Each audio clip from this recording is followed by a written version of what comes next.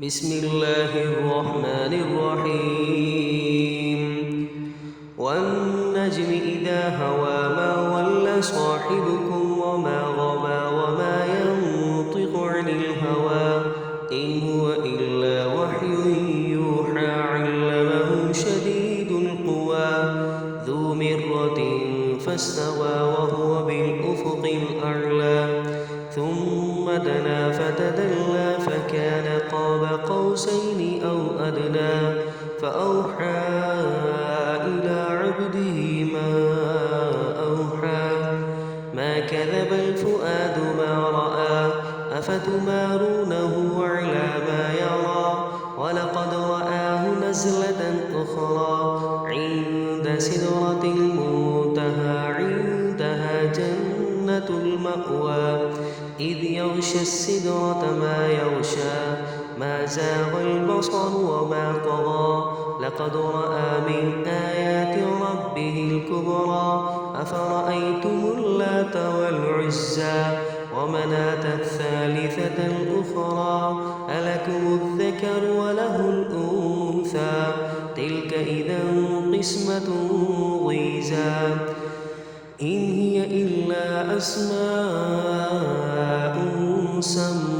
سميتموها أنتم وآباؤكم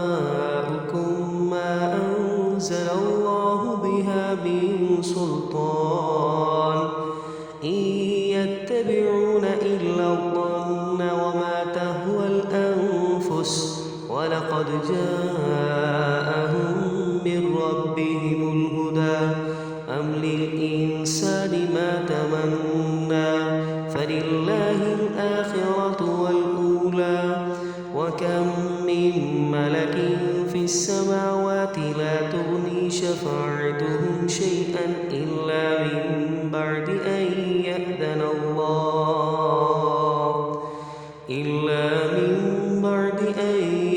الله لمن يشاء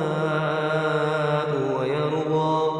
إن الذين لا يؤمنون بالآخرة ليسمون الملائكة تسمية الأنثى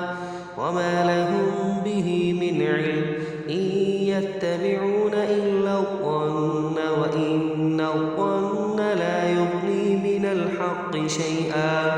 فأعرض عمن تولى عن ذكرنا ولم يرد إلا الحياة الدنيا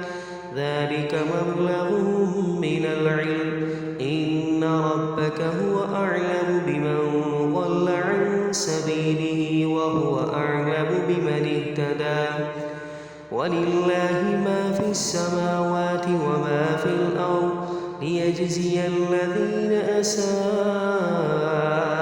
بما عملوا ويجزي الذين أحسنوا بالحسنى الذين يجتنبون كبائر الإثم والفواحش إلا اللمم إن ربك واسع المغفرة هو أعلم بكم إذ أنشأكم من الأرض وإذ أنتم أجنة في بطون أمهاتكم فلا تزكوا أنفسكم هو أعلم بمن اتقى أفرأيت الذي تولى وأعطى قليلا وأكدى أعنده علم الغيب فهو يرى أم لم ينبأ بما في صحف موسى وإبراهيم الذي وفى ألا تزر وازرة وزر أخرى وأن ليس للإنسان إلا ما سعى وأن سعيه سوف يرى ثم يجزاه الجزاء الأوفى وأن إلى ربك المنتهى وأنه هو أضحك وأبكى وأنه هو أمات وأحيا وأنه خلق الزوجين الذكر والأنثى من نطفة إذا تمنى وأن عليه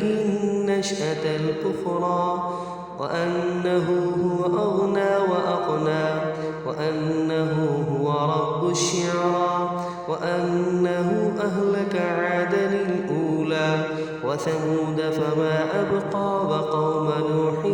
من قبل إنهم كانوا هم أظلم وأطغى والمؤتفكة أهوى فغشاها ما غشا فبأي آلاء ربك تتمارى هذا نذير من النذر الأولى أزفت الآزفة ليس لها من دون الله كاشفة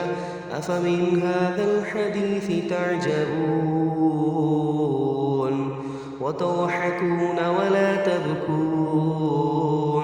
وأنتم سامدون فاسجدوا لله واعبدوا